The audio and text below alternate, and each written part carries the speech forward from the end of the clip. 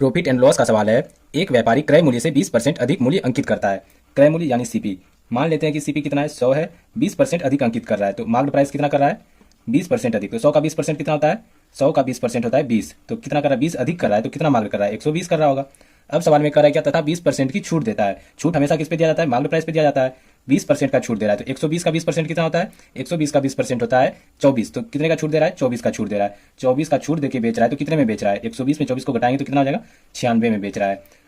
कोई चीज सीपी खरीदा गया है 100 में, बेच रहा है 96 में। क्लियर, पता चल रहा है क्या लॉस हो रहा है। सवाल में कह रहा है क्या, प्रॉफिट या लॉस परसेंट ज्ञात करें। तो परसेंट ज्ञात करना है, लॉस परसेंट। तो लॉस परसेंट कितना हो जाएगा, अगर कोई चीज 100 में खरीदा गया हो, अगर और 100 में खरीदा गया हो और बेच रहा हो कम में, जितना कम में बेचेगा उतने उतने का लॉस परसेंट होगा। अगर जितना ज्यादा में बेच रहा होगा तो उतना ज्यादा परसेंट में आता। तो कितना कम में बेच रहा है, 4 कम में बेच रहा है, तो 4% का ही लॉस होगा। ये हमारा सही आंसर हो जाएगा।